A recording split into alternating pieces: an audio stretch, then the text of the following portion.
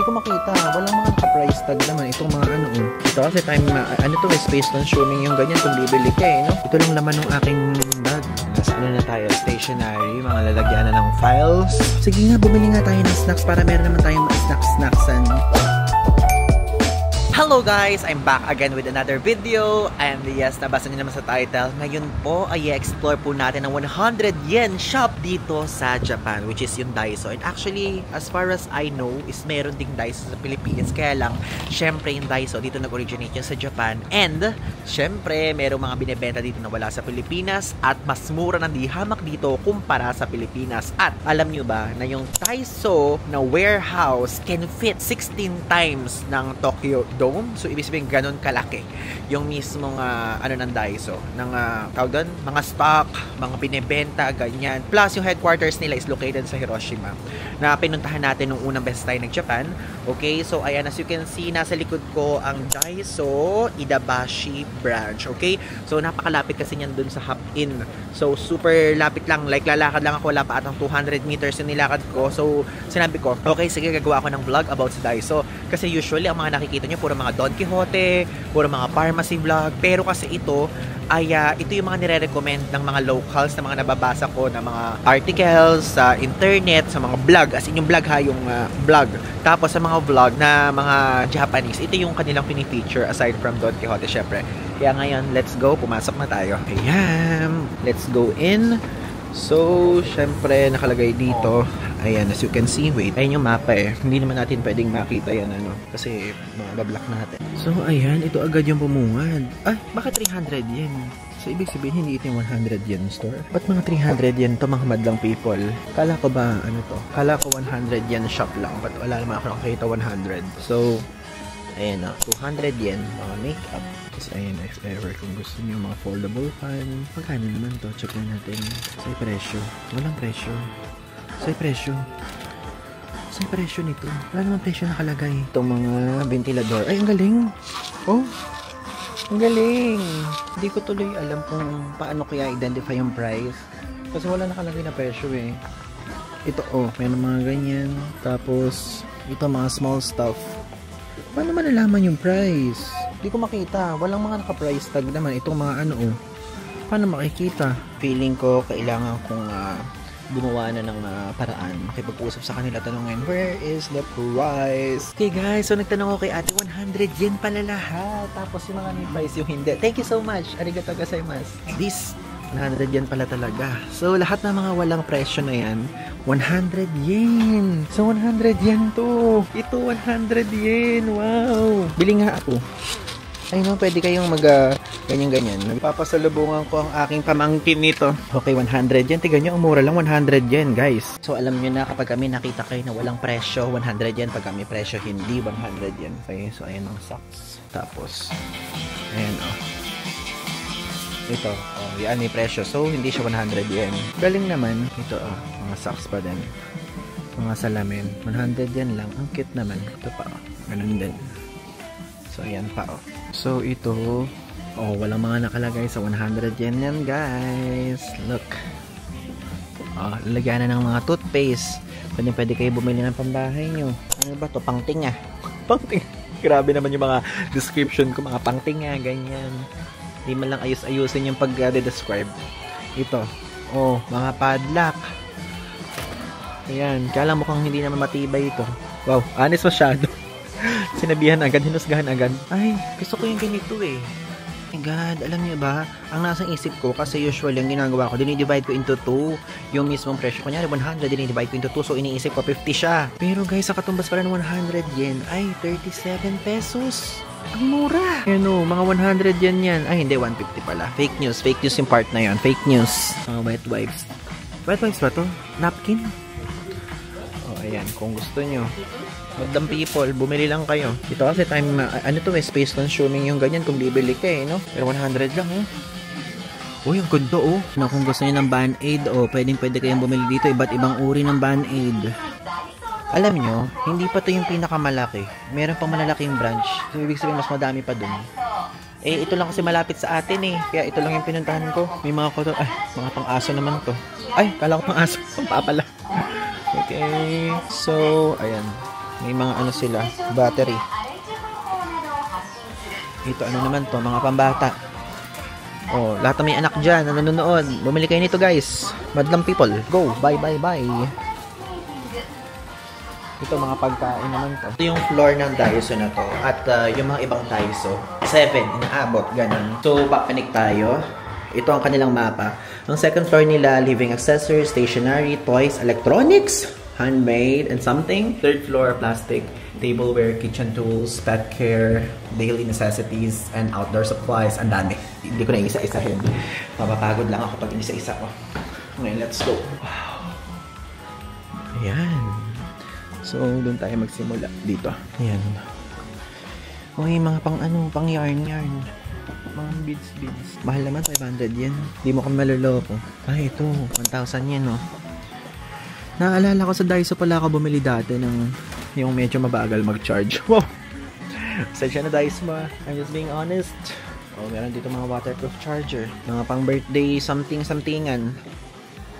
Oh, mga laruan ng mga pambata. Ayan. Mga stand. Ay, mga mga wand pala. Stand. Mayroon pang birthday, pang Pasko. Okay, na bahala pumaraan kung ano trip nyo dyan bilhin. Mga lobo-lobo. O yan, mga 100 yen talaga yan. Mabili nyo sa Pilipinas ng 28 pesos sa Divisoria. Okay, goggles. O, yan, 100 yen talaga to lahat. Tingnan nyo. Ayan, kung mahilig mag-swimming yung mga anak nyo, pabilan nyo dito. Diba? Grabe guys. Ito lang laman ng aking bag. Kakaya. Ako dito. Galing. Ay, ito yung mga puncher na sikat. Diba? Galing Oh, meron din sila dito mga storage items. Oh, kaya lang 300 yen. Ayun 300 yen. Mga pantulog, grabe. May tsinelas naman dito. Corina, ano ba? Ayan. Ay, parang malambot to guys. Ay, bumili nga ako. Magkano? 200 yen. Sige, okay lang. Bibili ko. Bibili ko dalawa. Grabe din yung mga binibili natin na talagang nakakapagpapuno agad ng maleta. Ba't naman ganon? Ayan. Oh, ito. Ano ba? Sige, lakasan mo pa itugtog para mawala na talaga tong Nasa na tayo? Stationery. Mga lalagyanan ng files. Ayan, mga lalagyanan ng files to. Grabe, namimiss ko yung ganito. Alam niyo, namimiss ko mag-aral. Sa mga nanonood dyan, alam ko hindi naman kayo interesado sa kung ano pinag-aralan ko or kung ano pa man. Ako po ay nagtapos ng Bachelor of Science in Information Technology sa Wesleyan University, Philippines, Cabanatuan City, Nueva Ecija.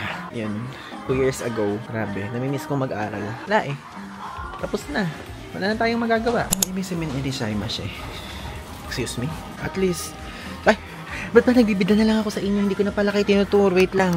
Ayan, meron dito mga hanger. Tapos ito, mga comforter, bedding. Pwede kayong mag-check ng mga storage items na yan. 300. Yan lang. Ang mura niyan guys Mukha lang mahal pero mura lang yan. Isipin nyo, 37 times 3 lang. Wala pang 100. Ito ganito yung gusto ko. Kaya lang bakal yan. Ade yung 20 kilos, puno agad. Wow. Bawat floor pala. Iba-iba pala tugtog dito May mga trash bag. Ay, trash box pala. Ayan. Saka Arinola. Ay, Arinola ba to? Ito pang washing machine. Pasensya na. Hindi ako bibili niyan, guys. Ayan. Mga panlinis ng bahay. Kung trip nyo mag-uwi ng ganyan, pwede kayo dito. Mga 100 yen lang yan, guys. Again, yung conversion po na 100 yen, ilalagay ko dito sa screen. Kapag ka 300 yen, times 3 nyo lang. Kapag ka 200 yen, times 2 nyo lang. Wala pa rin 100 pesos. So, pwede pa din. Mga panlinis na to. Grabe, pang bahay na pala to Mga, yan? Mga pang cupcake. Kung gusto nyo gumawa ng red velvet, ng cheesecake. Pag gusto nyo, gumawa kayo, bigyan nyo ako guys. Mga bag. Ay, ang cute Coca-Cola. 100 yen yan. So, lunch strap yan. Ano ba to? Ano ba yan? Metal straw. Pwede kayong bumili niyan. Mga pang party na to Pwede naman yan bumili sa Pilipinas. Pang fishing. Alam kong gusto nyo nag-fish. Pero pag kinakain, pero hindi namimingwit kayo. Pero ayan. Ay, naku po. Dito ko gusto talagang dumikit Yung tipong yung bag ko, ididikit ko dyan. Tapos gigilid ako para mabasag lahat. Joke. So, ayan po yun. Ayan, guys. Look. Diba? Ay, pangluto. Ganito pala yung ginagawa para hindi pumipilansik. If ever kung gusto nyo, silicone skimmer drop lid. Tapos ito, shaker. Ayan Mga Tupperware. Oh, kabahan ka na, lock and lock. Daiso is here, 100 yan lang. Wala kang mapapala, lock and lock. At madaday ka dito. 37 lang isa. 36 ba? 37. Oh, ayan, sa mga magpapares. Oh, sa mga may toyo-toyo dyan, suka-suka. Pwede nyo ilagay dito. Pwede yan, madlang people. Actually, parang yun lang din siya, no? Parang yung Daiso lang din sa atin. Yun lang din. Sadyan tinor ko lang kayo ng Japan version. Grabe, wala bang elevator dito? Baba uli ako sa hagdan. O, pang gardening. O, kung gusto niyo bumuo ng forest sa bakuran, pwede. Yan. Todo po yung music, ang hina po. Ayan, yung mga pang bike. O, mga pang aso-aso, pang pusa-pusa, pang huli ng isda. May ganyan ako dati. Yan, o, yung color green na yan. Nakakatuwa naman. Good old days. So, yun lang, madlang people. Bumaba na muna ulit tayo sa first floor. At i-scan ko lang ulit kung baka meron pa tayong makita doon. Grabe naman yung binili ko. 300 yan, ala pang 100. Yan guys, yung mga snacks. Oh, sige nga, bumili nga tayo ng snacks para meron naman tayong ma-snacksan. Oh, ito. Sige, bumili tayo nito. Yan. Yan ang unang pumukaw ng aking atensyon. Ah, meron palang mga ganyan dito, no? Yung mga yan, meron yan sa Don Quixote. May ganyan pala dito. Ayan o. Ah, dito kayo pwede pala bumili ng pasalubong, guys. Mura. Galing. Fun fact. Ay, fun fact. Ano pala? Facts. Ang mura niya. Bas na pala yun. So, paano tayong bibili dito? Hindi pwedeng ito lang bibili nating snack. Yan. Diba? So, may mga nuts dito. Kung meron kayong gustong ganyan, pwede kayong bumili. O, 100 yan lang. Mura. Bahid na ako, parang wala naman akong mabibiling iba. So, if ever kayo, depende sa trip nyo, depende kung gusto nyo, pwede kayong bumili dito. Daw ako, wala nga kasi. Ano naman to? Honey something, 1 for 100 yan. I-try natin 100 yan. Kaya lang may chia seeds ba to? Di ba nakakaano yan? Nakaka-jebs. Kaya try natin. Hala, kanya-kanya. Hindi ko alam. Ayan guys, tinutulungan niya ako. Ang galing nga may camera. Cool. Kasi hindi ko alam eh. Sorry, first time. Oh, so ganun pala yun. Oh, bubukas pa lang ganun. Ayun, 100 yan siya. Madlang people. Ayan, puro 100 yan. Ang galing, puro 100 yan. I'm vlogging this. 200 yen pala yung una. Talang 100 yen lang. Nakabili tayo ng less than 1,000 yen na stuff na items. Na guys, no?